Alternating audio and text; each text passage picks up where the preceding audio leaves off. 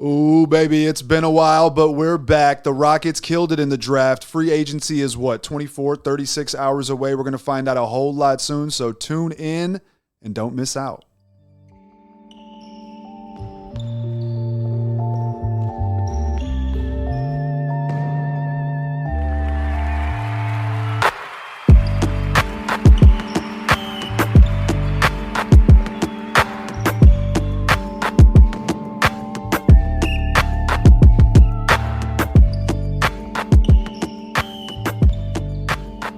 Ladies and gentlemen, boys and girls, children of all ages, the premier Houston Rockets podcast has returned. It is none other than State of the Rockets. Been a minute, been a while. I am Roosh Williams, the Mastodon of Babylonia. It's beautiful to be back. Host of the Noble and Roosh Show, presented by Ball is Life, although we've been on hiatus. And also host of Rockets Watch. Happy to be back with you, Jackson. What's the deal? And I am your other host, Jackson Gatlin, host of Locked On Rockets and Locked On NBA. A whole lot of things for Locked On. Also one of your hosts of Rockets Watch. And you're right, it has been a minute. Man, it feels good to be doing another State of the Rockets. Here, you crashed my pad, man. You are just here. You made yourself at home. If you're not familiar, this is my backdrop. And now there's, it's awkward because usually my big office chair is blocking this gap in the wall back here for all of our YouTube viewers. So now we're spread out a little bit. We've got our nice little lower third graphic down there, but it's, I don't think there's much going on with the team right now, huh? I don't know. I haven't seen too much. It's they're dormant. A sleeping giant, if you will. No, it's nice. I had to crash the party. The Mastodon is in the building. You better get it correct. So here we are, live and direct. The first time I think that we've done a State of the Rockets episode in person like this, so this should be fun. Yeah, not too much going on, man. Draft. I don't know. Did the Rockets? Who'd they draft? Yeah. They got. Who was it again? We got to stop this shtick. So look, we'll get serious. I mean, look, the Rockets they're at a point. This all stays in the show. This is incredible. The condensation just got the Mastodon. He picks up his water, and the coaster came with him. The Rockets coaster, if you will. It is a Rockets themed coaster. It looks fantastic. I was going to bring it up on the camera, but he's being a good guest. He's not gonna set the water directly on the desk. He's losing it over here on the side. Look, the Rockets so far have had a really fruitful offseason. They hired a brand new head coach in Ime Udoka. That was arguably, I think, the biggest addition that they've made this offseason. And we probably won't spend too much time talking about Ime Udoka because we want to focus on kind of our reactions to what the Rockets did in the draft as well as upcoming free agency. But I know, Roosh, we spent a lot of time in Rockets Watch talking about this, different podcasts, different radio appearances, both of us. But Ime felt like he was the guy to really kind of usher in this new age of Rockets basketball, right? He's the leader that this team has sorely missed for what feels like a very long time. Yeah, I mean, I haven't really talked to anyone that is not pleased with that hire. I love the hire. I think they got the right guy, especially for this situation. The way I was looking at it and recently thinking about it, if all the news around the Rockets, including who they drafted and, the people that they're rumored to be interested in for free agency, if all of that was the same, but Stephen Silas was currently the head coach of the Rockets, I would probably feel worried. Whereas right now, I'm actually optimistic. So it's amazing what having a new head coach can do just for that gut feeling, whether it's right or wrong. I guess we'll find out. But it's amazing what that can do. We don't have to spend too much time on it because I think everyone in the fan base, mostly at least 95%, is in unison, in approval of that hire. Rockets nailed it. There's 3 phases to this offseason. The first one was the coaching hire. The second one was the draft, which we'll talk about. And then the third one is free agency, which is coming up. But in phase 1 for the coaching hire, A+. I mean, Ime Udoka is, the Rockets and the city should be very excited to have Ime at the helm. Just like the Texans hiring D'Amico Ryans. It's like that level of enthusiasm and excitement. No, I fully agree. And when we look at kind of where the Rockets have gone from that point, I looked at this offseason thinking the head coaching hire was going to be the most important addition that they make out of anything else they do this offseason, regardless of how the draft goes, where at the time, right, the lottery pick that they were waiting to see whether it was going to fall all the way down to 5 or 6. They ultimately got the 4th overall selection. And regardless of any of that, I think that just getting a high-quality head coach is going to do wonders for this team, for this organization, for the development of guys like Jalen Green, Alperen Şengün, Jabari Smith Jr., Tari. All of these guys, I think, are poised to take massive steps forward next season because of the addition of Ime Udoka and getting a high-quality head coach in here. But it's also helping kind of revamp the image of the organization, right? There's maybe a renewed confidence like you kind of alluded to. But the next part, that next phase, right, step 2 of this offseason was the draft. And can I comment on something real quick? Sure, yeah. So to put a nice, pretty little bow on what you're saying, I think the Rockets have 3 primary levers that they can pull, right, to improve in the win column this coming season, right? One of them is how much better does this team get simply by virtue of having Ime Udoka as the head coach, right? If you replace Stephen Silas with Ime Udoka and kept everything the same, how many wins better? Plus 25 wins. Right. So, what is that number? 5 wins, 7 wins, 2, 3, 8, 9, 10? We don't know, right? But that's one question. So that's one avenue or path to improvement for this season. It's just simply by virtue of Ime Udoka being there, how much better are they? Number 2 is how much better do these guys get on their own, internally, right? Does Jalen Green take a jump? Does Jabari Smith take a jump? Does Şengün take another jump? Whatever, right? And then lever 3 is how much better do they get by external additions, right? Draft, Ime Thompson, Cam Whitmore, to the extent that they play or play a large role, if they do. And then free agency, right, which we're about to talk about. So Ime is one of those buckets. And, to maximize the opportunity that you get with a coach and what they're able to bring to the table, I think it's a huge win. So take it away. It's funny because I think we're talking about this as like levers now. I think there was a period of time where we were discussing these as like lifeboats for the Rockets, right? Where like coaching was one of the lifeboats. Victor was a lifeboat. And even Scoot Henderson was a lifeboat. Harden was another one of those lifeboats. And we've since seen a few of those lifeboats, drifting off in the distance as you're abandoned in the middle of the ocean. But it doesn't really feel like being abandoned because honestly, Ime, they got the one lifeboat, right? But Wemby, gone. Scoot, gone. And I know that you and I were both big Scoot Henderson guys going into the draft, and I'm not going to pretend like I wasn't.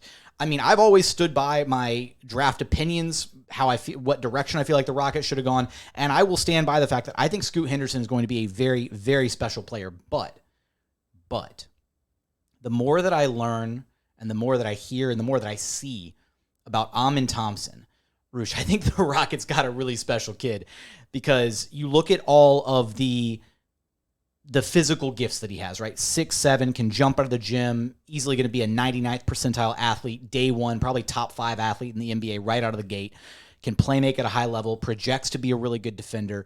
You see all of that, right? But he's not just like this athletic phenom and that's it, right? He is this like hoops junkie that is just so involved and obsessed with the game. And you see that in interviews when he's talking about the game, when he's breaking down, talking about film, talking about how he kind of envisions his role on the court or how he can play off of other players.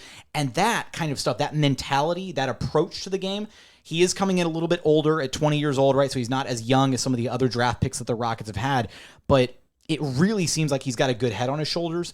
And it seems like he's got a high basketball IQ. I know we haven't seen him like play against, higher level competition yet. You can throw it around out there and say, oh, he was playing against high schoolers in OTE, but he did play against some like adult level competition in some of the exhibition games that they played as part of that OTE, like overseas program that they did or something.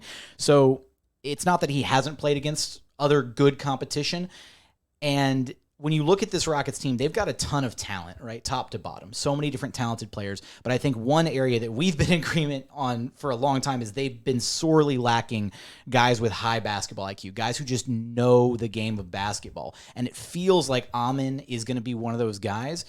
And I think it's doubly beneficial because having one of those guys on your team is great, but having one of those guys in a position as important as a lead facilitator, as your primary facilitator, is going to do wonders for helping other guys out. Now, I don't want to, put the wagon ahead of the horse here, but it's going to take some time for him to develop and get up to speed, but I am really optimistic about what he can be for this Rockets team a little bit further down the line. Not right out of the gate, but after some, development reps get in place. Yeah, I mean, look, I agree with all of that. So just to be frank, there is a downside potentially. and we'll see what that is. I think his upside is through the roof. I mean, like for all the reasons you listed, everyone I've spoken with describes him as a top one. Someone said he's a top 0.5% athlete. So whatever that may mean, but I mean, everyone is in agreement that he is incredibly athletic. He has all the skills there. Obviously, the shot is going to take some work, but he sounds determined to fix it. He's already mentioned that he wants to, excuse me, that he wants to get in the lab with Ben Sullivan, the Rockets' new assistant coach that came over from Boston, who is known for helping players with their shot. So that's exciting. And like you said, I just want to include, he said that to me well, I can't say unprompted, but he, brought that up himself in New York when I was chatting him, I got the chance to talk to him one-on-one right after he was drafted. And I said, how would you respond to concerns about your shot? Right. And his immediate response, again, he's just very self-aware. He's got this, I hate throwing the word aura around because that's such a Gen Z thing to say. The vibes, the aura, right? Like, but he's got it, right? Like he's got this like confidence and just oozes charisma.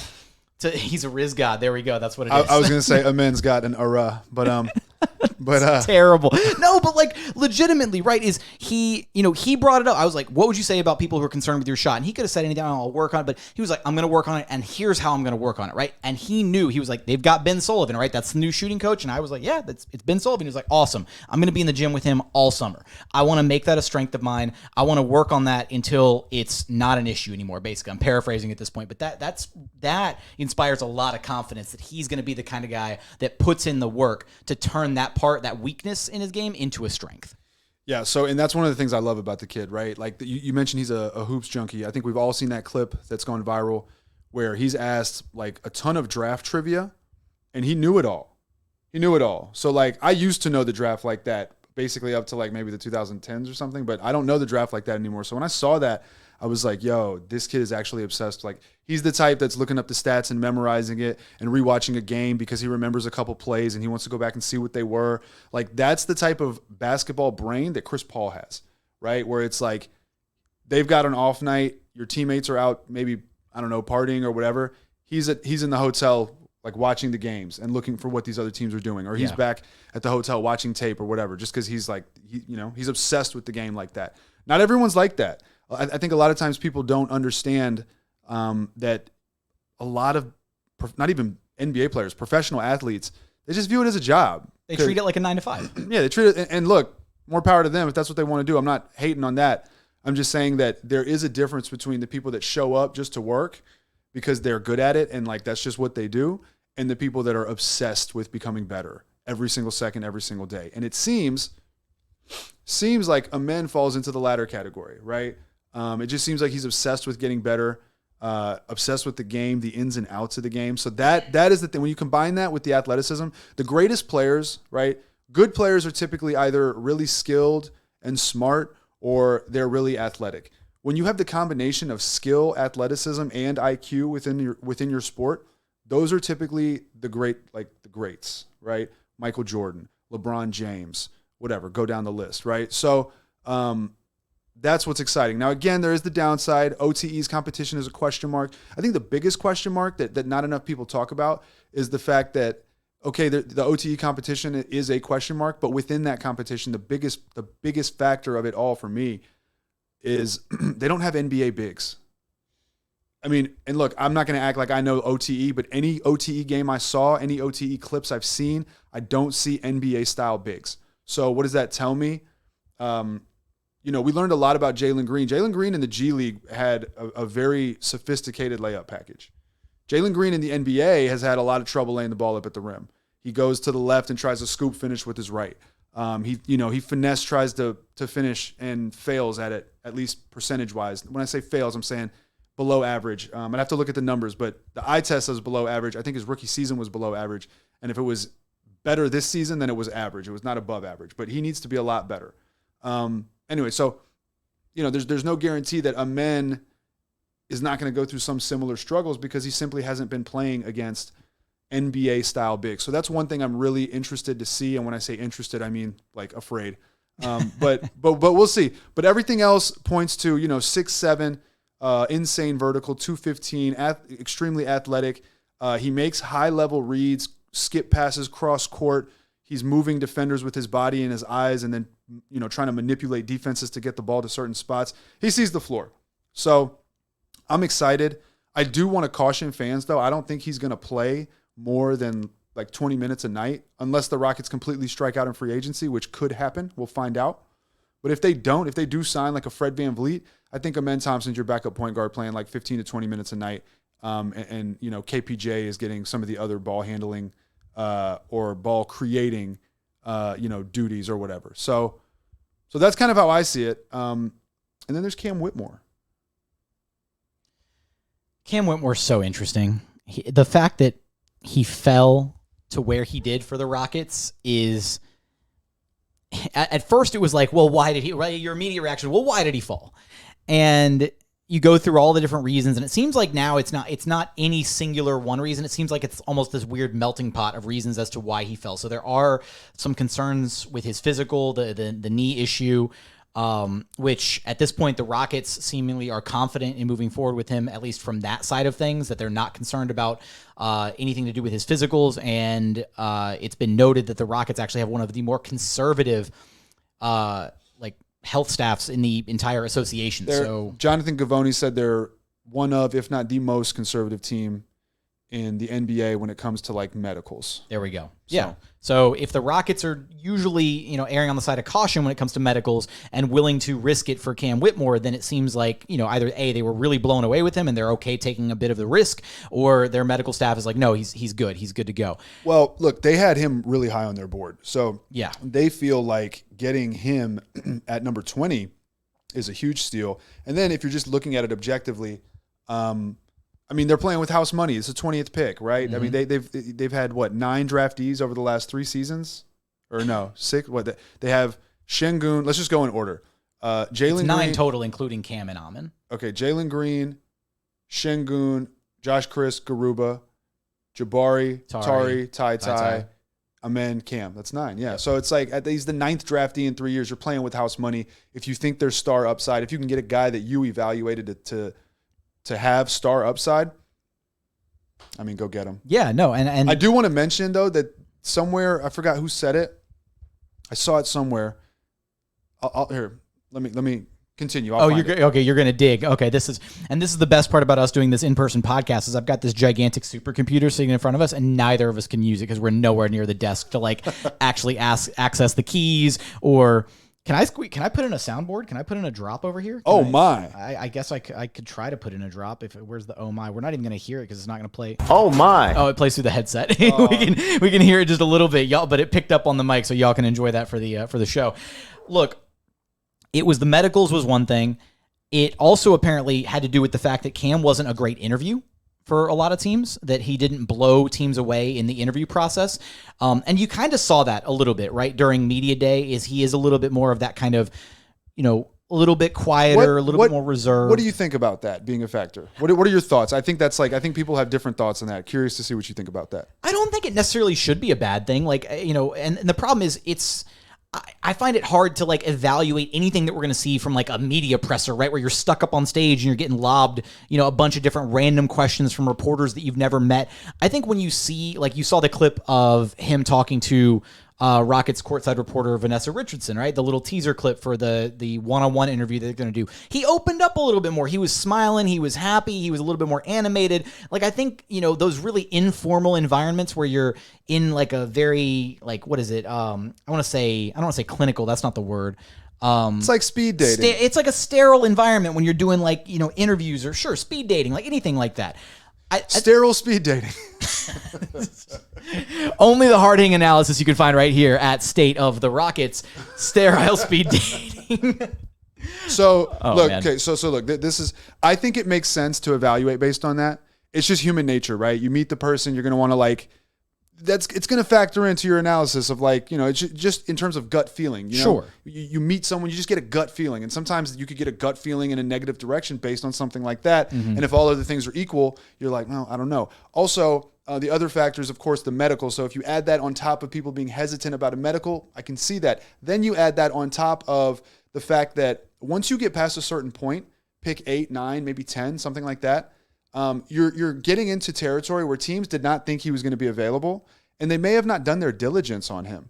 And they probably didn't even really get a chance to see him up close or get him to work out because they didn't think he was going to be there, right? And so then those teams are thinking, oh man, if all these other teams passed on him, then why are we going to take a swing at a guy that we didn't even bring in for a workout? Yes, and in addition to that, it's kind of like Raptors pick 13 Grady Dick. I could easily see them, being like, hey, Cam Whitmore's available. But you know what? We've done all this diligence on all these other prospects. Let's just stick to the approach and the process that we've spent weeks working on. And let's not scrap all that because Cam Whitmore became available and has a few question marks. Also, his coach, Kyle Neptune, his coach down talked to him, which I think that is complete bullshit. Complete bullshit. Absolute disservice to that kid. Even if that's how you feel, man, if you play with someone's livelihood like that factor honestly drives me insane. But so you take all three of those factors, right? So it wasn't any one singular thing, right? Because on draft night, this was like the story of draft night is, oh my God, Cam Whitmore falling. And it works out that he landed with the Rockets. And I will say, as we're circling, just to circle back to that first point about the interview process, right? How much of that do you maybe blame on like the other teams that were interviewing Cam, right? Maybe it's just because those other teams weren't a good fit for him. You talk about you see the way that Rafael almost like lit up when he was talking about how much he enjoyed Cam and how he was really blown away by him, all that. What if he just connected better with everybody here in Houston? What if the city was like calling his name. He felt more comfortable here, all of that. He was working out here. It probably started to feel like home for a little while because he was here for like a month and a half before the draft. So you go through that whole process. He probably felt a lot more comfortable here in the city of Houston than he did anywhere else during the pre-draft process that he was being flown out to. Different teams he was interviewing with. Might have been a little nervous here and there. But he comes back to Houston. He's like, I've been here. I've been working out here. I've been training here. I'm doing all these interviews here. The Rockets are taking multiple looks at me. I feel really good about this going forward. And that's probably why the Rockets felt so connected with him. Well, so yes, I agree with that. I was going to wrap it up on the interview front by saying, and yes, I do agree with you, by saying, I wonder, so I initially said like, I get why they factor that in. I didn't open this. ASMR time. Ooh, there we go. Nice crisp. What is it? No, it's Coke. Ooh. Okay, so this podcast is not sponsored by Coca-Cola, but it is sponsored by So it's sponsored by whoever will sponsor us. So if you do want to be a sponsor of State of the Rockets, please email Jackson T. Gatlin or follow Roosh Williams on Twitter. Talk to us. So, look, I get why teams factor it into the interview process. That being said, I remember last draft, I was really high on Tari Eason, and then same thing. People, and also one of the things you heard about Cam was that his workouts were like okay. Yeah. So. Tari Eason, same thing. I was really high on Tari Eason. I was really high on Tari Eason. Then you start hearing, you're gonna get the newspaper if you mess up his name again. Yeah, shout out to his mother. And then you start seeing people say, he didn't interview well. He didn't have good workouts. Like he was getting outworked by prospects that were supposed to be way lower than him. Stuff like that, and that kind of made me think a little differently. Then, the literal day before the draft, I interviewed him for the Noble and Roosh show for my podcast with Ball is Life. And I was like, this kid is smart. Like articulate, head on his shoulders, said the right things, but even beyond just like playing the part, he was sharp, and you could tell that by talking to him. So that for me was a big red flag because I was like, I wonder who is actually talking to the kid, Is it like fools that are out of touch? Are they sending the wrong people? Rockets, if you're watching this and you need someone to connect with your prospects, hire me. I'll do it. That's what I do. It's what the Macedon does. But teams need to do that, though, right? So, shameless. Couldn't care less. So, but seriously, though, so to me that was an eye opener because I was like, you know what, this kid fell in the draft probably over a misunderstanding, and that's absolutely, I think, inexcusable if you're a professional sports franchise. So maybe the same thing happened with Cam Whitmore, and we saw what we got from Tari Eason, a guy that contributes to winning. Some of the things on his scouting report about, not following plays and stuff like that, we saw it and that's fine, but they were dead wrong about a few things. So hopefully that's the same with Cam Whitmore. We still don't know if he follows plays or not because Steven Silas barely ran anyway. No, yeah. Kidding. Organic. So, but yeah. So, Wiper. So, we'll see what happens with Cam Whitmore, but regardless, I mean, I know the Rockets are ecstatic, and I think they should be. I think objectively they've graded as, the winner, one of the winners of the draft, if not the winners of the draft, although it's probably the Spurs because they got Wemby. But yeah, A lot of pray for Brichter. Yeah, pray for Brichter for real. But a lot of reason for excitement with the Rockets draft. So yeah, I mean, again, they crushed it to come away with two guys that you had basically right at the top of your board in Ime Thompson and Cam Whitmore, and be able to get them without having to give up any other assets. I think that's the big part, right? Is, you know, the Rockets, when they realized that Cam was going to continue sliding, we had the reports that they were trying to trade up to anywhere, 15, 16, 17, and they wound up not doing it. So you had that other point you want to bring up. Yes, thank you for reminding me. So Vanessa Richardson, Rocket sideline reporter, tweeted a clip of her interviewing, I believe, Stone and Udoka. And so in one of these clips, Stone talks about trading up for two different prospects that were not Cam Whitmore, and this is before Cam Whitmore fell. I don't know who they were. I do know one of them was Podziemski. I don't know who the other one is. I want to say the other one was probably Jet Howard. Oh, you're right, actually. It's got to be Jet Howard. No, you're right. You're right. They worked out Jet Howard so many times. And Jet Howard has ties to the organization. So for who? He's Juwan Howard's son, and then I'm blanking, his cousin, aunt, something else works for the Rockets as well. Like there's familial ties, right? From Juwan Howard and a couple other spots. So deep ties. So but no, breaking news, you heard it here first, State of the Rockets. It was Podziemski and Jet Howard. Pretty cool. Could have been. I mean, again, and the shooters, guys who could have fit a need. And I mean, again, the Rockets were really high on at least Jet Howard. We know for sure. I don't know. Did Pods ever come into work out for Houston? Yeah. Okay, then yeah. So I mean, that makes perfect sense. And again, it didn't work out, but I'm still and we know they're very ecstatic about getting Cam Whitmore where they did without having to give up any additional assets to do so. Well, look, I mean, I'll say this again. They had Cam Whitmore high. So if I don't know this for sure, but if I had to guess, I think they would prefer coming away with Cam Whitmore and Ime Thompson versus any other player that was available at 20. I don't even think they thought twice about it, to be honest. So, yeah, and without having to give assets up, I mean, huge win. So, yeah, that's the draft. I mean, okay, so we gave them an A+ for Ime. I give them an A in the draft, simply not an A+ because I wanted Scoot Henderson. I wish the Rockets were more interested in trying to trade up for Scoot Henderson. I think he would have been worth putting some assets on the table. But regardless, I'm absolutely pleased with how they came out, and I give them a very fat A. So an A+ for Ime for the coaching hire, an A for the 2023 draft. I have to give them an A+. I mean, you walk away with two guys that were projected as, on some boards top 5 picks, right? Like that's. Well, Jay Billis did not. Jay Billis had Ime Thompson 5th. You know who he had 4th? Who? Cam Whitmore. So there we go. All right. Well, so the Rockets crushed it on his board as well. So look, and I'm nitpicking, so I'll admit that. But if you give them an A+, I mean that's fine. I think anyone, given the position they were in, I think they made the right picks at both spots. So they nailed the coaching hire, they nailed the draft, and now we'll get to the real sizzle, the real spice. Free agency, man. Free agency. That special, wonderful time every year. And also, shout out to, slight tangent before we get, it's still free agency related. How do you feel about them moving the time up on free agency? I kind of miss midnight.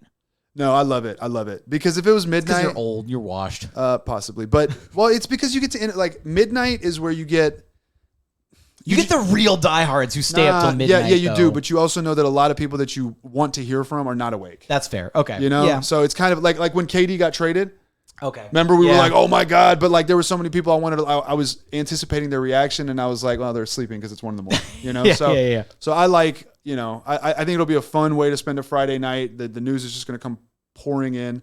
We've heard, the Rockets have been linked to just about anyone. Just about every single free agent on the marketplace. Which is pretty exciting for a change. I mean, if you think about it, in the Stone era so far, the only true free agent we've signed, not counting Scoop and Jayshawn Tate, I don't even know if he counts as a free agent, the way they signed him, I can't remember.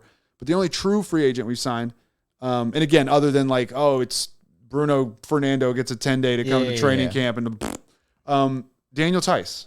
Well, do you not do you not count Christian Wood? Because it was a sign and trade, but he had to agree to come to Houston. So that was a thing. It was a sign and trade. Okay, so that, but that counts, right? It's like a signing.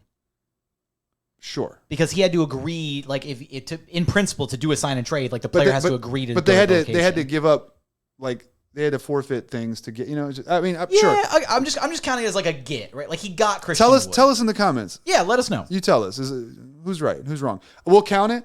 So Christian. It's not. First off, it doesn't help his case much, but it's like, so that's kind of besides the point. If anything, it hurts the case. It might, yeah. It might even hurt the case. But Christian Wood and Daniel Tice, like, that's what. Come on, man. So I'm ready to get some new blood. Ass blood. I'm ready to get some new blood. Eastbound and Down reference. I'm ready to get some new blood in the building. And I'm excited about certain options. I am less excited about other options, but it's exciting either way. So there are so many directions that the Rockets could go with this free agency period. And I think we should just right here from the jump address the big one is James Harden, who's been in rumors since December.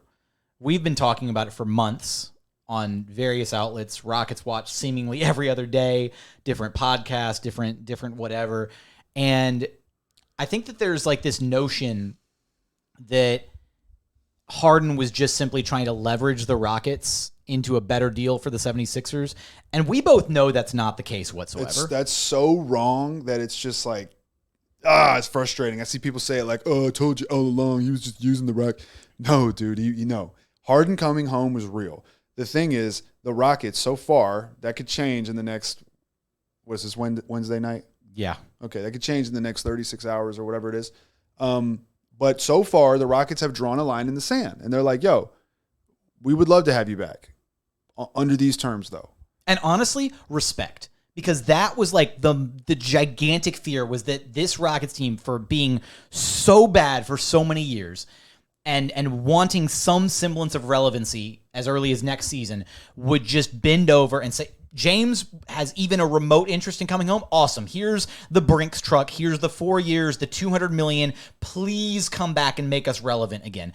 And they could have caved. They could have done that. But at some point, they drew a line in the sand, like you said, and they said, you know what? We would absolutely want you back. There's definitely mutual interest on both sides. But they said, we're only willing to go this far. And we don't know the specifics on what this far means. We don't know if it was 2 years or 2 years at a max or 3 years with like a non-guarantee. We don't know the logistics of what that line in the sand was, but we know that happened, and that's why it went from being almost this foregone conclusion that Harden was going to come home to Houston, which it felt that way for months. It felt like every big name, every pundit, every talking head was saying, Harden to Houston, it's a done deal, it's happening, this is going to be the thing. And then the Rockets kind of surprised everybody by basically being like, no, like, yeah, we'd like you back, but only on our terms. And that's when Harden and his camp had to reevaluate and say, okay, Houston's not going to give us the bag we thought we were going to get. Now we have to really actually weigh our options between what Houston is offering and what we think Philly can offer. And it feels like Philly is going to ultimately be the ones that win out at this point. Yeah, I agree with you. It would be so weird. Harden put us in this situation. Everyone knows that. I don't hold any ill will for the dude. Like, it is what it is, man. He took this team and franchise and city back to the promised land after, 2 decades almost of not being there. So I am forever grateful to him for that. And it was a hell of a ride. But it's over. He's older. He's not the same player. He's still got the same problems as we've seen on the court and in big moments or whatever. He's also starting to get a little injury prone and have some kind of potentially concerning lower body injuries, hamstring, I think knee soreness, Achilles soreness, that kind of stuff, which is just not. He's really feast or famine now, like we saw in the playoffs, right? Like he was the hero in games 1 and 4 for Philly against Boston, and then he was just so bad in every other game. And yes, he was. And even from just the way they hoop, man, I just don't want to watch his style again. I really don't. No more Harden ball. You're not feeling it? No, especially after we got the players we've got. They could succeed off ball. We have some interesting potential with Şengün. We have some really interesting potential with Ime Thompson. So I don't care to go watch Harden do it again at age 34. It's just like, I don't know. If we had other pieces in place and we could bring him in to be the third star to go win a championship, yes, I think I'd be a lot more open to it. Bringing him in as our best player, shit. It's like he kicked us to the curb, right? We got kicked to the curb. We had to rebuild on our own. We don't even know if we're out of the rebuild. Imagine I don't know, an ex or something, or like a roommate or something just kicks you out and you got to go rebuild from the ground up and figure yourself out over the next 3 years. And then magically they pop back in your life and they're like, hey man, You know, I'm back. You'd probably be just like, great. Leave me the fuck alone. What the fuck are you talking? You know, so I've missed these analogies. These are the best. You know, the Mastodonisms. But you know, so it's just off-putting in a lot of ways. It's like, I want to see. They've drafted these kids. They've sold us on it. I want to see it. And then from a basketball perspective, I think a guy like Fred VanVleet actually contributes to just a more flexible style of basketball. He can play on the ball. He can play off the ball. He actually moves when he doesn't have the ball in his hands. He tries hard on defense. Oh, Harden didn't do that. I mean, it wasn't a surprise. He would guard the post, but not the perimeter. All these little things, man. So, and he's from a system, right, where playing under, you know, Nick Nurse, the way that the Raptors play defense, right, he's kind of accustomed to that really like all-out effort, intensity at all times on the defensive side of the ball. And to your point about the way that Fred VanVleet kind of plays is he's done a little bit of everything, right? He's been that punch off the bench. He's been the primary. He's played off of other star players. Like, he's kind of done it all, and he has a title to go along with it.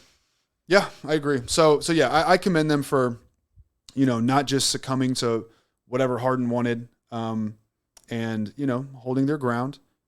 So I'm happy with it. Now, look, I was told a couple days ago, someone told me Harden's going back to Philly. So that has materialized.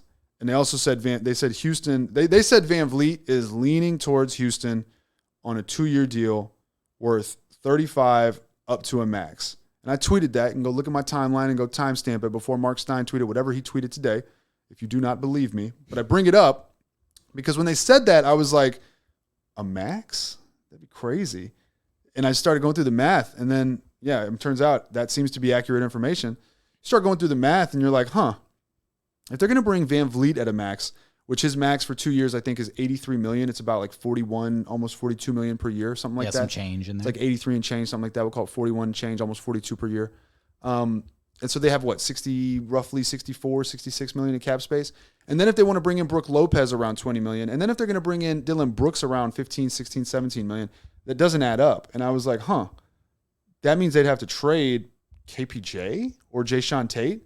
And I was like, I don't see them doing that. I just don't see them trading KPJ. Maybe Tate, but not KPJ. Then you hear today that, you know, they're trying to unload Josh Christopher, KJ Martin, maybe Usman Garuba. Their salaries aren't that much, but you start to see maybe they are trying to create a little bit of extra space because maybe they are going to be handing these deals out. Now, it also came out today that Brook Lopez is leaning towards staying with Milwaukee. That I don't understand because I'd be surprised if Milwaukee had the money to keep. Like, Milwaukee could keep them together, but the implications of Milwaukee keeping that core together, I think, are pretty dangerous for if you're a Milwaukee Bucks fan. We'll see if they do it, or we'll see if Brook Lopez takes a discount because he just wants to stay there. He did say he wants to be in a winning situation today. But it was kind of a mixed bag, right? When did he do that interview? Where was that with? Who he was on TV with?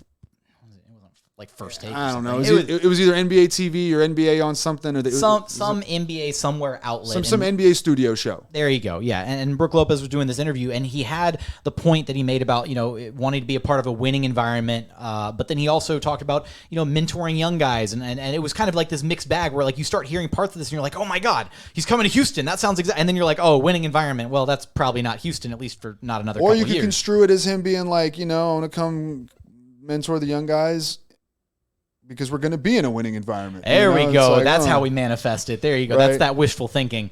So look, what is your, like, realistically, what outcome do you want? Let me just go through this real quick. And if you want to chime in, give me your thoughts, whatever. Let's just go through some realistic targets. Oh my. They can hear it? They can hear it. We can't hear it because it's coming through the headset. Well, I heard a very faint, oh my. Boom. Another one. Boom. Another one. For sure. So that was sweet to see. There you go. My name's okay. So you know what the Rockets really need this offseason? Lob threat. Lob threat. That's awesome. Go. It's funny. He gets to see this side of it. He gets to see me actually pressing the buttons. You got cool colors too. It's a really nice setup. Do you want to do us the favor here? One more throwback. Press the red one. You're gonna love it. They're not getting after it like they're supposed to. Just death slam. Okay. All right. So we're gonna go. I'll go through some of the guys we've been linked to. Okay. And you just tell me how you feel. Do we have 7 hours to get through the entire list? I'll try to rapid fire. Rapido. So Okay, Brook Lopez, and assume that the money would be something that is realistic that we'd have to offer to actually make it work. Of course, yeah. Brook Lopez.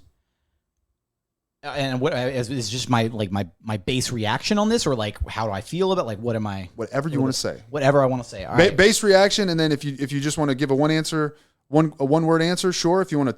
Like, what are we doing? Ink blots here? Like, what am I? If you want to wax poetic, then wax poetic. Whatever you want. Look, no, I think when you hear Brook Lopez, you think, and I think this has been like a topic of contention amongst a lot of Rockets fans, and there have been some Şengün stands out there that I will say have gotten very defensive of our young Turkish big man, thinking that the idea of bringing in a big like Brook Lopez immediately is going to be like the end of Şengün. And first off, end goon. Goon, oh my God. Wow. Okay. First off, we both know that Ime Udoka loves Şengün and is really excited at the possibility. Does he? I don't know. I don't know if I know that. Oh, my bad. I know he does. Yeah. Okay. Udoka loves Şengün. Breaking news. And breaking news, right? Surprise. The new coach likes the Turkish kid who can play like a mini version of Nikola Jokic. Sources say. Per sauces. No. Look, he likes Şengün, and he's really excited about the possibilities of what he can unlock with him offensively. That said, if the Rockets did go get a Brook Lopez type, I don't think it's an immediate like, oh, he becomes the starter. Like, I think it's a thing. I think it's a world where if you're going to get a guy like Brook Lopez, it's a signal that Brook Lopez is at a stage in his career where he's willing to take a bit more of a backseat. Well, Brook Lopez did say he's got a lot more to give, and he doesn't see himself being done anytime soon. For sure, and that's totally fine. That doesn't necessitate being a starter. It could mean a lot more to give, and that a lot more to give could very simply be mentoring these young guys and still giving a solid 20, 25 minutes a night, but doing it in a role where there's significantly less pressure, no championship aspirations right out of the gate, just a completely different vibe, right? And because he's kind of accomplished everything you can accomplish as a player. He hasn't he's missing a DPOY award. But he still wants to win. Sure, and for sure. And that is very much a valid argument, and that is probably going to be the one thing that holds him back from joining the Rockets is if he did join Houston, even if he was trying to secure the bag or whatever, then that's a signal that you're done winning, right? We had that same conversation about James Harden. If James came back to Houston, it'd be a signal that, hey, he's done trying to compete for titles. He wants, the lifestyle, the comfortability. He wants to come home, all these different reasons. We see plenty of players do this. Ultimately, the only person that knows what Brook Lopez is going to do is Brook. And if he wants to stay in Milwaukee and continue to compete, then sure. If the Rockets offer him something like $20 or $25 million a year and he turns that down, then kudos to him for wanting to stay in a situation where he can continue to compete and win at the highest level. Yeah, I agree with that. Alperen Şengün, Kelly Iko said that he's heard that Şengün would not be a happy camper if they brought in someone to start like Brook Lopez. And honestly, I can see it. I don't blame him for that. Yeah, but again, I don't think that if they do ultimately sign a Brook Lopez, I don't think he's being brought in as the de facto starter. I think he's being brought in to be a backup and maybe a situational starter depending on how matchups look. I have a hard time seeing Brook Lopez not wanting to start. I have a hard time seeing him accept a situation where he's not going to start.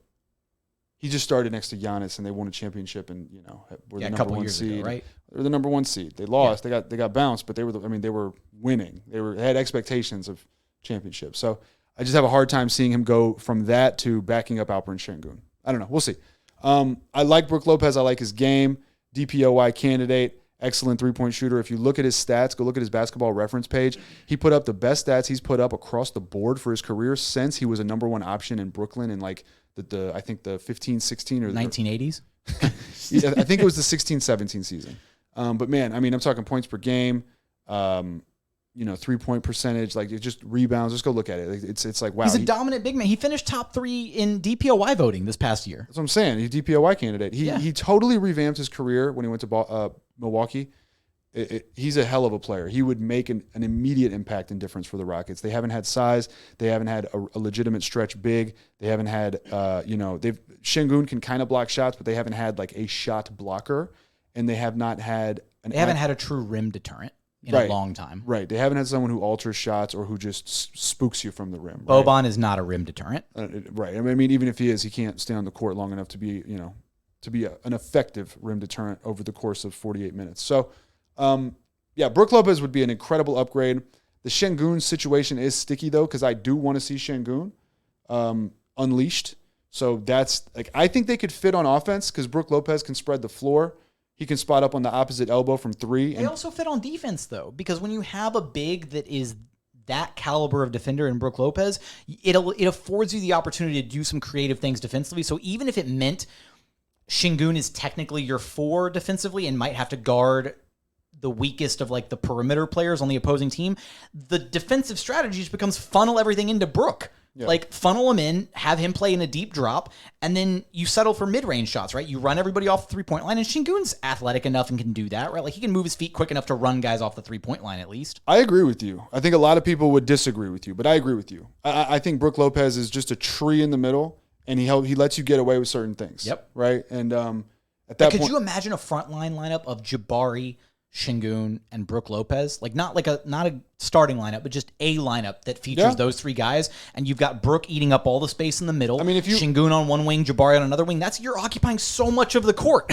If you want to get just fun, we will probably never see this lineup if all these players actually end up on the Rockets. But Brook Lopez, Şengün, Jabari Smith, Tari Eason, and then like Ime Thompson at the point. Just in terms of defensive size and like length, like they'd be huge. But you could spread that team out. You could spread a Lopez-Şengün duo out and make Şengün guard the perimeter. But like you're saying, you funnel it in. Brook Lopez just occupies so much space that I think you can get away with it. Yeah, spread them out and funnel them in.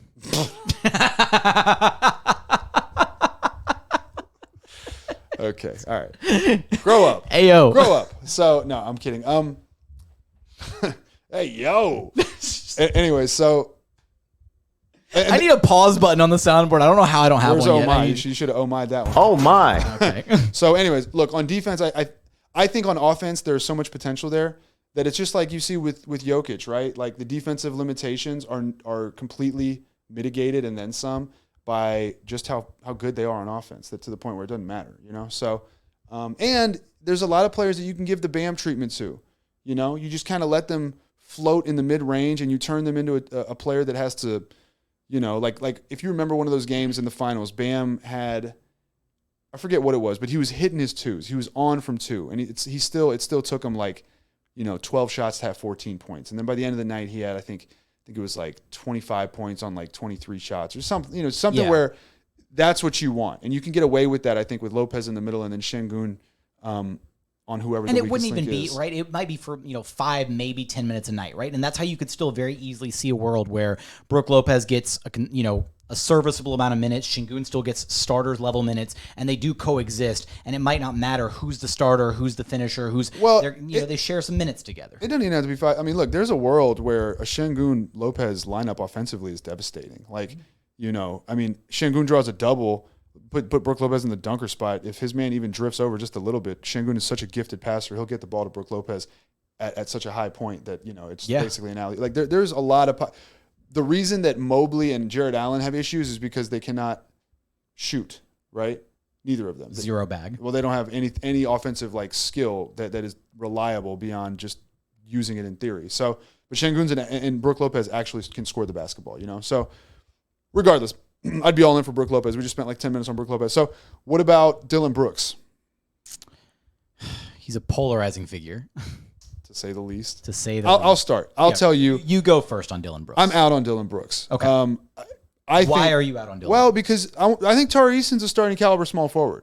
I don't think you think he's a starting caliber small forward this season. Yeah, I think he was last season. I mean, if you look at the advanced metrics, and I don't care for advanced metrics that much, honestly, but a lot of people, the rookie of the year votes that he got, or the all rookie votes that he got, I think he got a couple first team all rookie votes. It's by the dudes that are all about advanced stats, because he was in all of the categories when it came to advanced stats. Sure. So, and then that matches the eye test. The Rockets just played better when Tari Eason was in the game, usually, especially with the right lineup. Beyond that, now that you have Cam Whitmore, you still have KJ Martin on the roster. There's just a lot of options at 3. Spending $16, $17 million on Dillon Brooks. Look, if you look at Dillon Brooks' efficiency last season, it was 49.4%. That is Russell Westbrook level of bad. It's really, really bad. We think Jabari Smith had bad efficiency. His TS percentage was 51.4%. 2 percentage points higher, I think. Higher. Whole percentage 2. points. Dos. Higher than Dillon Brooks. I mean, just think about it, man. What does that tell you? So there's that. And then there's the fact that his shot selection is awful. His usage is high. I won't go through all the statistics. Look at his basketball reference page. He has high usage. We are not sponsored by Basketball Reference unless they want to. He takes a lot of shots per game over the last 3 seasons. I think one season he took like 16 per game. One season he took like 14.5 per game. Last season I think he took 13.5 per game. That's more shots than Jabari took. That's more shots than Şengün took. That's a lot of shots. He shoots a lot. He's not efficient. He's an okay three-point shooter. Recently in the past couple seasons, I think he's been a bad three-point shooter. He's had some seasons where he's been okay. Offensively, he's just a black hole. He doesn't realize it. He will shoot you out of the game. Defensively, second team all defense. He definitely can make the Rockets better, stronger, tougher on defense, especially if you pair him with like a Fred VanVleet and a Brook Lopez. If they get all three of them, which I don't think they will, but if they're able to get all three of them, that immediately revamps your defense. I just think you're overpaying for a hard hustle guy on defense. You know, he's a taller Jayshawn Tate who shoots more threes. Okay. I've got some rebuttals.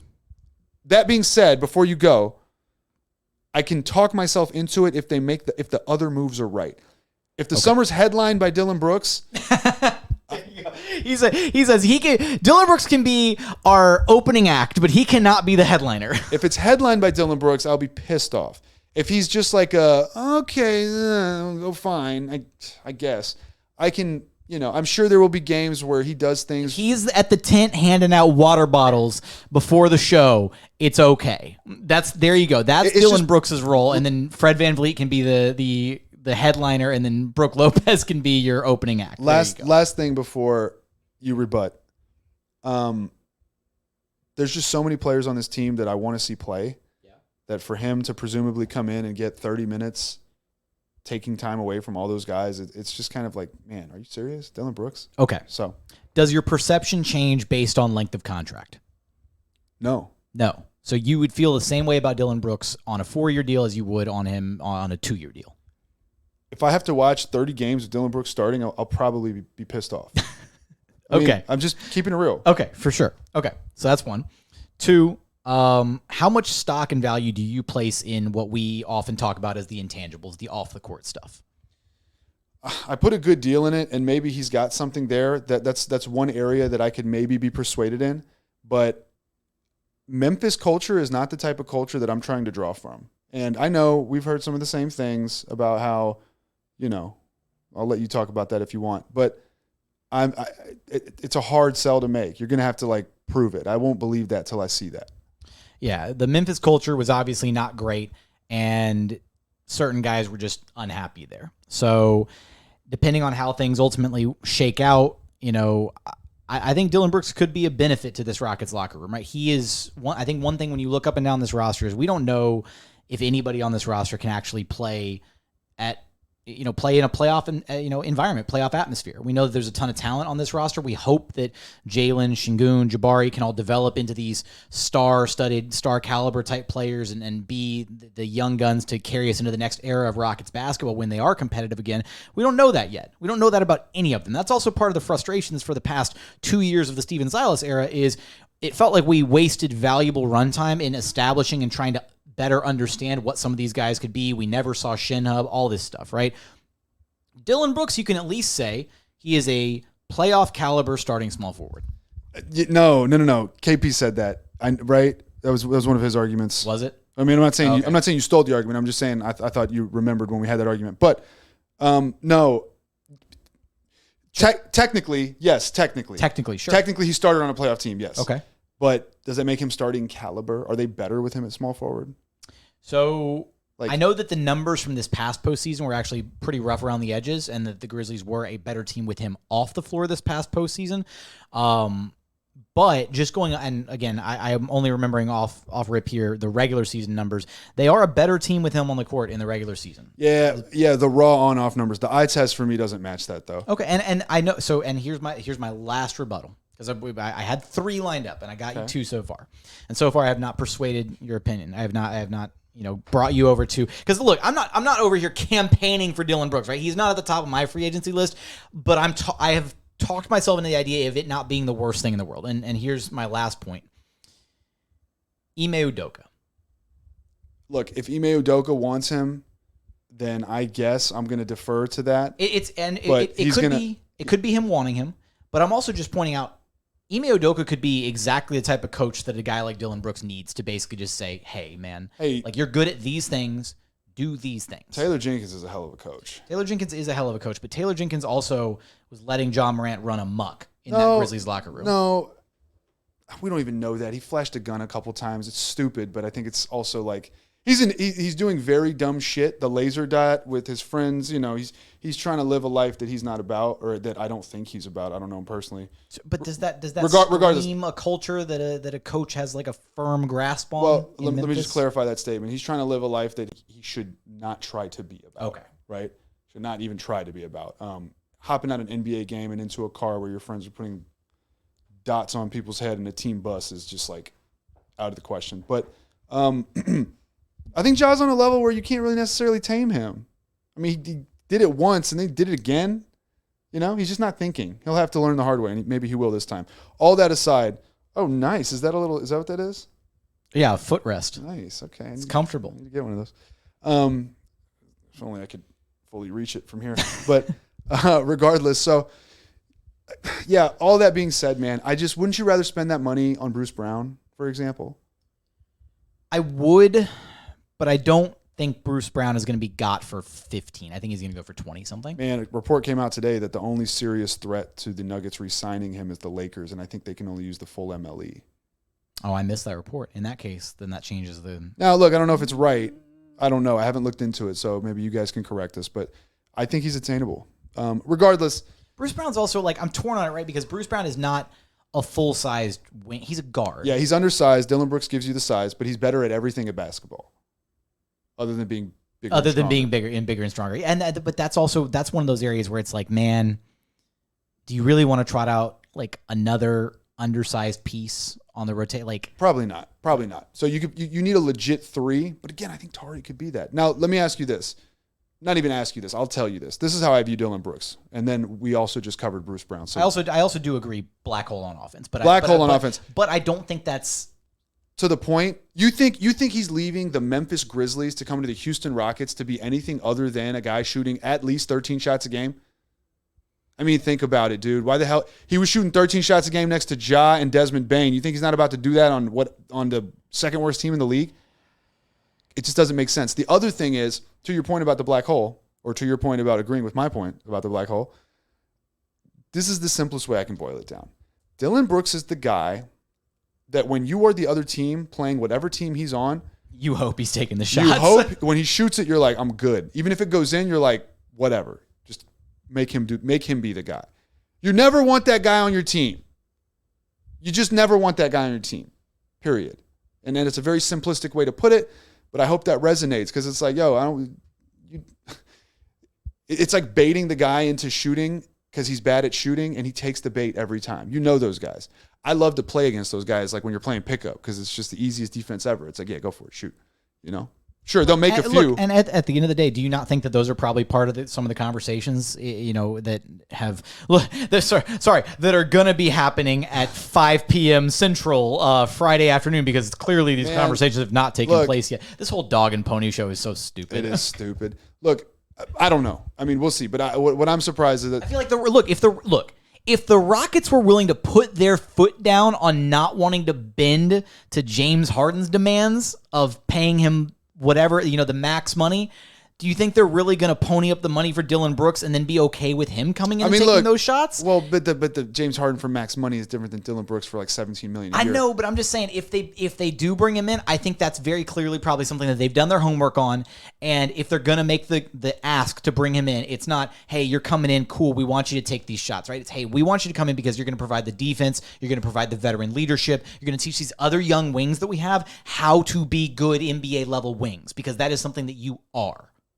Well, the hope is that Ime Udoka is going to control that and can be that messenger. And I think he can be. But I also worry that we put too much on Ime. He's not a magician. Sure? He's got very broad shoulders. I think he's a big guy, but he's not a magician, right? I want you all to understand, Ime is just massive. He's a gigantic human being. Yeah, I met him briefly while he was sitting down, and I was like, damn, big guy. So, yeah, I mean, we'll see. To me, it's just one of those things where it's like, man, we've talked so much over the last couple of years about the hierarchy and how there needs to be a real hierarchy. The real hierarchy we've been waiting on is Dillon Brooks. Dillon Brooks. There you go. Like, so you're just going to insert Dillon Brooks into the into the ecosystem, and he's just going to start he's a big fish. Like, what are we doing here? We'll see. I'm not thrilled about it. I can talk myself into it if he can earn it on the court and play a role and not try to be a superhero. And if by virtue of that he can make the players around him better, I'll be the first to say it. I got to see it. Look, it's my mantra. I love eating crow. And again, I'm not even the one arguing against Dillon Brooks here, but I think that I was anti Dillon Brooks for a while. I've warmed up to the idea of it. Is he number one on my board? Absolutely not. Like, I'd love for them to go after Cam Johnson. I think he's going to be harder to get. At this point, you would have to probably overpay significantly to be able to pry Cam Johnson away from the Nets. It feels like they're probably going to match anything up to like $100 million 4 years. I'm not even going to mention Austin Reeves or Cam Johnson because I think Brooklyn and the Lakers will respectively match each one. So I'm not even going to I haven't even gone down that analysis just because I don't think it's a realistic possibility. Frederick VanVleet. It's kind of weird because for a little while there, we were kind of debating between Harden, VanVleet, and some of the arguments that I remember seeing, and I think I might have even made this argument once or twice, is like, well, why would you pay VanVleet 80% of what it's going to cost you for Harden when you could just get Harden and he gives you so much more? And unfortunately, at this point, Harden is more than likely off the table, it feels like. So I'll push back on that because that's like a simple way to describe it. But again, it goes back to the other things. The styles of play. Leadership. Defense. I also like the fact that VanVleet was undrafted and turned himself, bet on himself and won, became a champion. Like, there's something to that. Yeah. And when you're talking about humbling these kids and kind of like getting a big bro adult in the room, for sure, I think that's a very powerful kind of message. Yeah, and for sure, and I fully agree with all those points. Like, I hadn't considered probably some of those points when thinking about just like the sheer like on court, similar to my argument to you about like the intangibles that Dillon Brooks might be able to provide to these young guys. That's the same argument here, right? Is there some intangibles that Fred VanVleet brings to the table, his path, his journey to the NBA, the way that his career has gone versus a guy like James Harden, something that some of these young guys can kind of draw from, maybe have a different level of respect for him, the stuff that he's gone through to get to this point in his career. And I think for a lot of the reasons that you kind of were laying out earlier is he fits so seamlessly almost in just throwing him in there, letting him be the starting point guard. He can play on the ball. He can set the table for your offense. He can play off ball. He's coming off his worst, I know he was an awful shooting year. I don't know if it's his worst three-point shooting year of his professional career. But definitely worst three-point shooting year in a few years. For sure. 34-something%. And that's not a great number, unfortunately. Going into a contract year, or for a contract year But the few years before that, it was like something like 37, 39, 38, and it's on serious volume. Yeah, he's historically a very good shooter, right? And this Rockets team is in desperate need of an infusion of shooting. That's one of their biggest weaknesses is nobody on the team can shoot the damn ball, unfortunately. So there's, a lot of hope that we see Jalen take steps forward in that regard, that we see Jabari actually come back this next season with the shot that we thought he was going to have during his rookie year. I like the idea of VanVleet, honestly. Like, it makes a lot of sense. And if the Rockets are able to come away with him, and even if it's we'll just say just VanVleet and Dillon Brooks, no salary cap movement, no KPJ trade. I'd be excited to watch that team. I would too. I'd be pissed off at Dillon Brooks, but I'd still be excited to watch that team. Look, let me add this about VanVleet. So we had a guy who covers the Raptors on Rockets Watch today. I don't think you were there, unfortunately. His name is Esfandiar Badaheni. He's I think I retweeted him, so you can go follow him on my timeline. They said he looks like Jose Altuve in Rockets Watch, which was hilarious because once you see it, you can't unsee it. So go click his profile and take a look because he actually kind of does look like Altuve. I'm trying to remember what S looks like. He does, I guess. I'm thinking about it like off the top. That's so funny. Yeah, it's pretty funny. I was like, what? Oh, wow. Oh, my God. So he brought up some points that I thought were interesting. One of those points was that VanVleet was like the liaison, like the communication point between the young guys on the Raptors roster and Nick Nurse. But that was really interesting from like a leadership perspective, right? He was kind of trying to stabilize things because obviously things went a little off track for the Raptors this season. So I thought that was interesting. He very highly praised his defense. Called him a great point of attack defender. He said, and some Raptors fans think this is overblown, so take it for whatever you think. I thought his assessment and analysis was fair. He wasn't being like a cheerleader or a fanboy. I thought he was being pretty objective. So he said that he thinks Fred VanVleet would be in consideration for all defense teams if he played enough games per year. He did say that VanVleet does have some injuries, so that's one of the concerns. He mentioned that from like at some point in January and for the rest of the season, VanVleet played a lot better. And if you kind of break the season down like that, it makes a little more sense. He also mentioned Jakob Poeltl after the addition when they traded for Jakob Poeltl and brought him back. That VanVleet played better because he had a big who could screen for him on a pick and roll. I thought that was really interesting because I think Şengün's a pretty good screener. So kind of gives you some hope that would they'd have some success together. He mentioned that VanVleet played too much. He was like, I think VanVleet played like maybe it was 37 minutes. I don't know that for sure. Maybe it was a lot.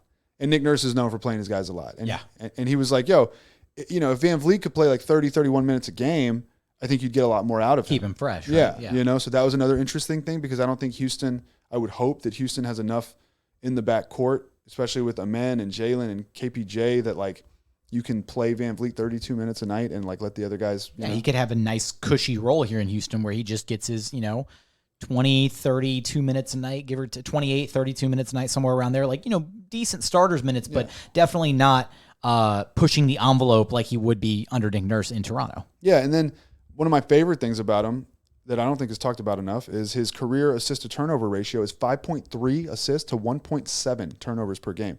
That's really good. That's excellent. That's like 3. Is that 3 to 1? It's close to it. 1.7. It is. That's better than 3 to 1. Yeah, 5. I'm going to trust you on that. I can't do math. 5.1 to 1.7. 17 times 3 is 51, I think. Yeah, I think. Hopefully we're right. But I think it's better than a 3 to 1 assist-to-turnover ratio. Do the math. It is. So had to carry the one. He can shoot. He plays hard on defense. He's a leader on and off the court. He's got the story to back that up. He's a champion. There's a championship ring in that locker room if he's in it. Takes care of the ball. He can distribute. He doesn't have to be on the ball. He can play off the ball with Amen. And then Amen can play off the ball next to Fred, and we can take advantage of Amen Thompson's like athleticism and ability to cut and finish.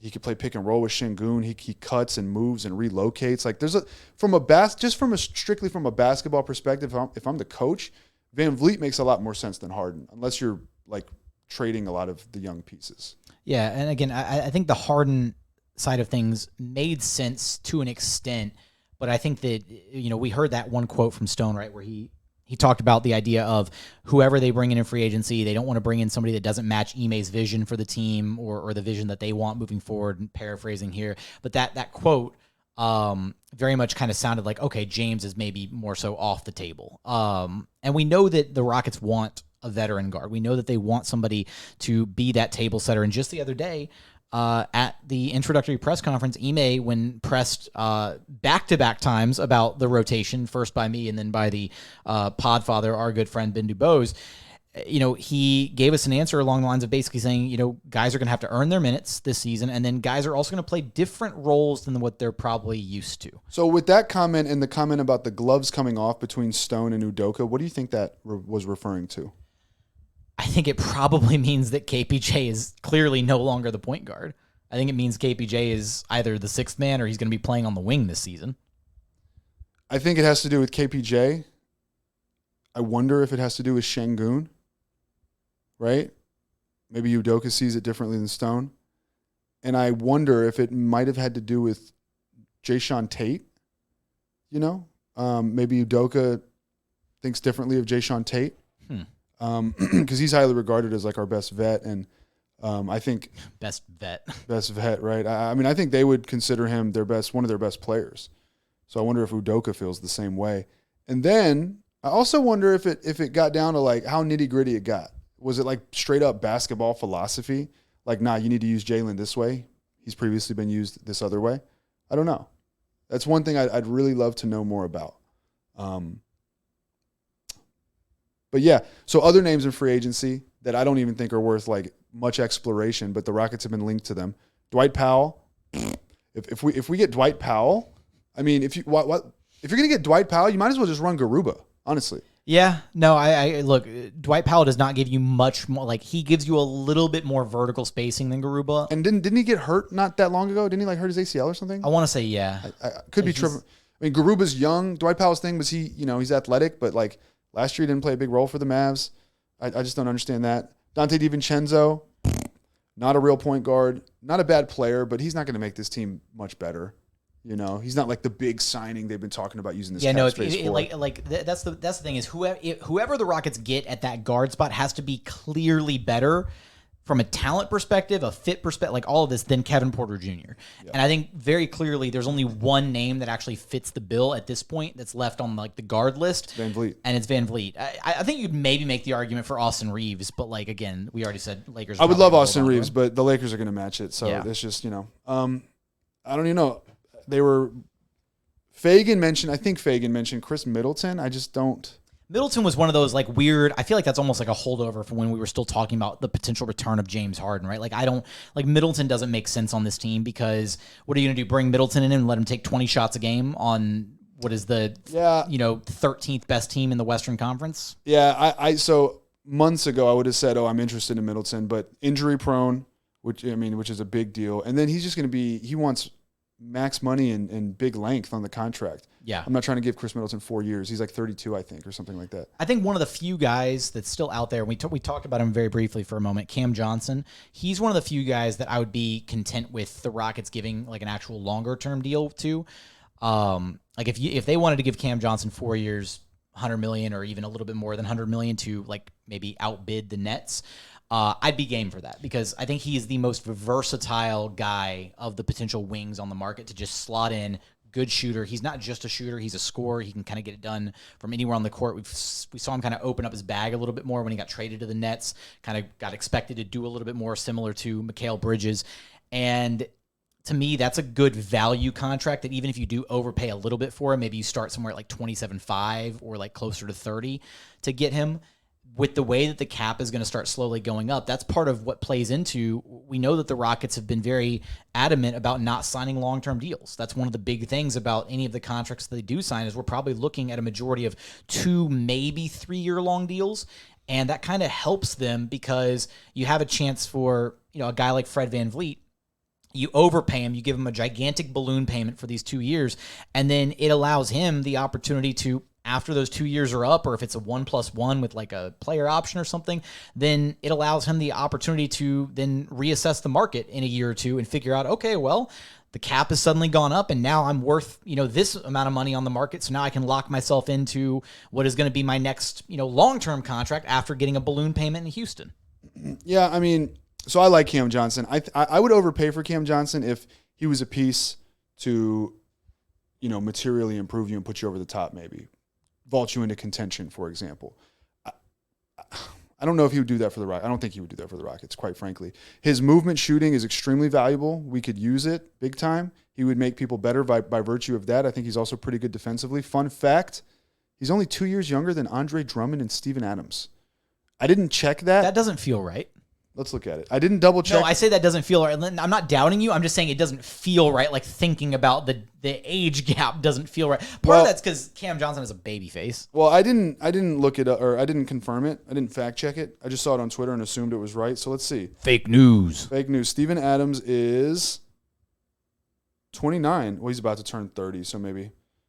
So I think Cam Johnson's 27. Steven Adams is 29. He's about to turn 30 in, I think, 3 weeks. Let's look at Andre Drummond just for fun, and then we'll get back to the substance. Andre Drummond was born. Hold up. Andre Drummond is 29. He turns 30 in 30 in about a month and a half. Anyways, so yeah, I don't know. He's 27. He's a good player. I like Cam Johnson. I just think he doesn't necessarily make the Rockets, put them in that next tier.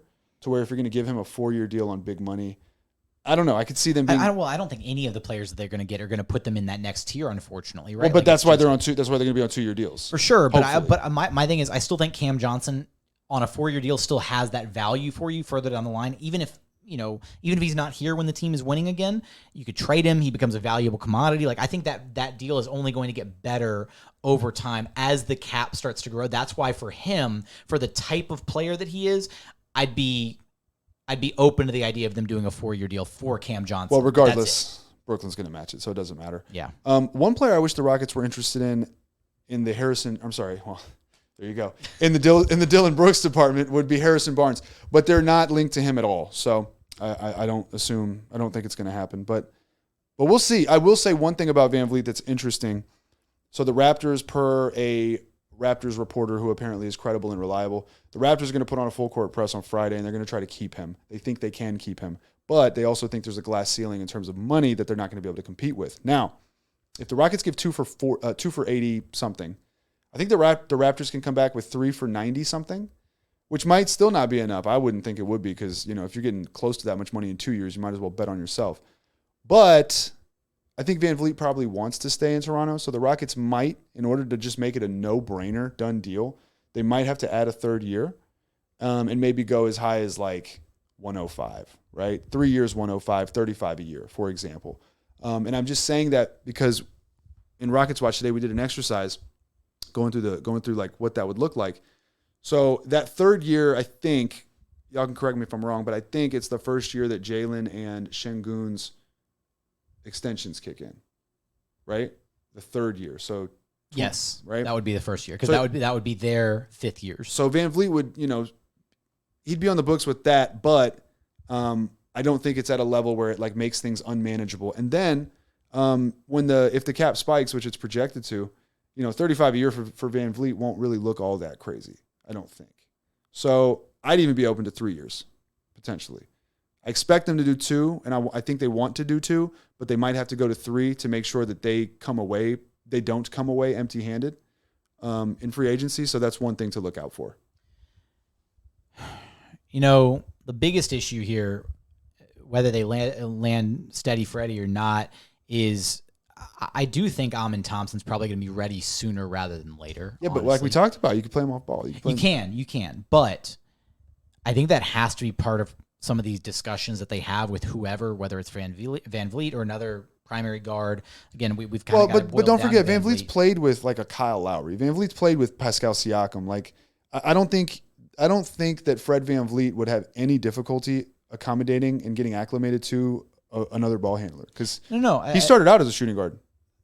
So yeah, and my thing is like, what do you do if 3 months into the season, Ime Thompson is ready to start? Well, I mean, another thing that you have to consider is that the Rockets are trying to structure these to be tradable as well. For sure, and I think that was basically my point is 2 things have to be able to happen here. Ideally, is but to be fair, I don't think the Rockets have the expectation that Ime Thompson is going to be ready to start 3 months into the season. Right, but that would exceed expectations. Probably, but that would be the Daniel Tice Şengün situation. Exactly, and we already saw it play out once. We saw it play out with Steven fucking Silas. Fair. Who's to say it can't happen again? Who's to say Ime Thompson doesn't show that he is, perfectly capable running an NBA offense right out of the gate? Looks great doing it. Daniel Tice was also not a legitimate NBA starter. Fred VanVleet is. So if Ime Thompson is ready to overtake Fred VanVleet, I think we have a good problem on our hands. Exactly. No, and it's a good problem to have for sure. I think that's just one of those areas where, again, how much are you willing to commit to a guy like that? Because if you lock in Fred VanVleet for 3 years, 35 a year, whatever it is, and then suddenly Ime Thompson is ready to be your starter, halfway into the next season. Great problem to have. It is a great problem. The bigger problem to have is missing on Fred VanVleet going into the season without the point guard after talking all that shit about getting one, having to maybe trade assets to go get an expiring Monty Morris or Tyus Jones, which I don't think that they would want to do, but they Probably might. not. But I don't think they would want to. Does your gut tell you they're going to get VanVleet?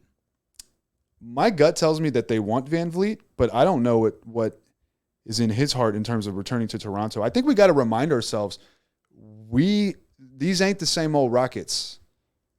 And we're about to find out. I mean, if Brook Lopez turns down a bag at age 35 to go back and chase a title with Giannis, then damn. And if Fred VanVleet does the same thing, then damn. For a Toronto team that's kind of in shambles? Yeah, we'll find out, man. Houston's always been thought of as a good destination. It's one of the better destinations in the NBA. We're going to put that to the test because we're pairing that with money and the promise of like this future that we believe in, but we'll see if these players actually feel the same way. And I think they're working with a little juice with Ime Udoka too. Like I think there's, he commands a lot of respect around the league. A lot of players have a ton of respect for him.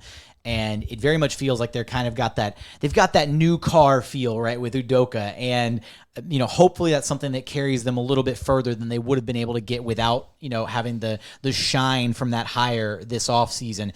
And maybe Udoka is going to be the ultimate reason that they're able to land some free agents like Fred VanVleet, like a Brook Lopez, like begrudgingly for you, a Dillon Brooks. I do think that Ime Udoka is an asset. I think he improves our standing among people in the league. I think he does improve our chances of landing some talent in the free agent market. So we'll see, man. I also want to point out we'll be doing Rockets Watch. We'll be tracking this stuff in Rockets Watch on Friday.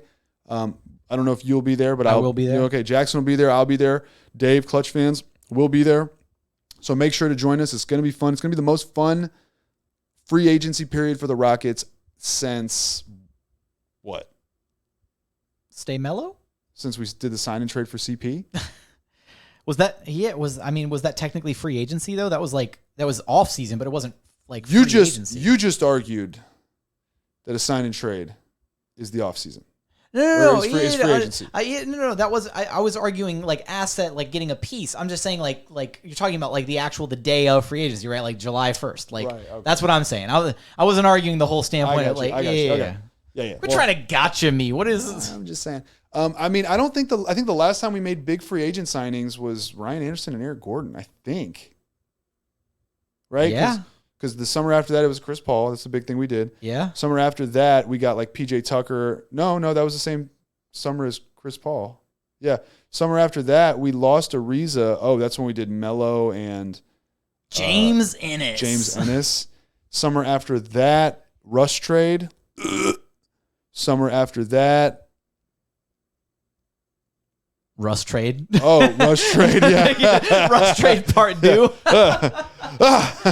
Welcome to Houston, John Wall. You are a Rocket. Yikes. So, yeah, this is probably the most, like, activity that the Rockets will make at the beginning, like the actual free agency period where you're signing free agents. Which, based on, look, the brief little, like, history that we went through of the Rockets these past few years, enjoy it, man. Like, just take a deep breath, have some fun with it, because man, have these last few years been brutal, something of a nightmare. So like, enjoy this. We don't know the next time that this team is going to have this kind of cap space to throw around. You say enjoy it. You say enjoy it until we get the Woj bomb that it's 3 years, $54 million, Rockets, Dillon Brooks, and it's just like, oh my God, oh Jesus. Look, as long as he's not the headliner, it's okay. Well, we've agreed there. What if he's the head honcho?